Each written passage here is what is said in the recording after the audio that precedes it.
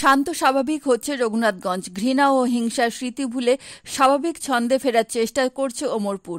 মঙ্গলবার সন্ধ্যায় ওয়াকআপ আইনের প্রতিবাদে নাগরিক মঞ্চের নামে একটি ভূঁইফোর সংগঠন 12 নম্বর জাতীয় সড়কে অবরোধ শুরু করে। অবরোধ হটাতে গেলে ধুমধুমার কাণ্ড ঘটে।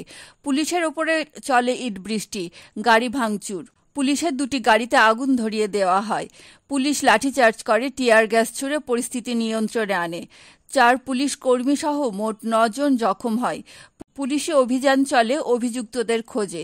প্রশাসন ভারতীয় ন্যায় সংহিতার 163 ধারা লাগু করে এবং ইন্টারনেট পরিষেবা বন্ধ করে দেয়। ইমাম থেকে এমপি খলিলুর রহমান দিল্লি থেকে শান্তির বার্তা দেন।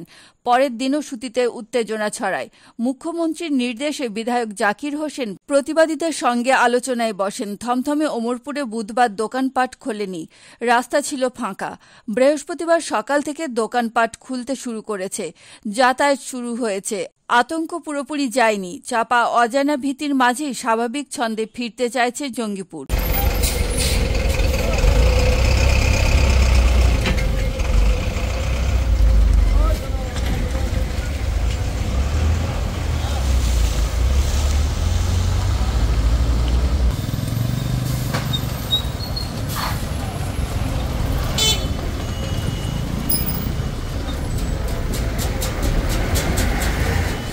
জঙ্গিপুরের যে বিশৃঙ্খলা তৈরি হয়েছিল সেটা অনেকটাই পুলিশের সহযোগিতায় আপাতত লোকজনের যাতায়াত অনেকটা সুবিধাজনক জায়গায়।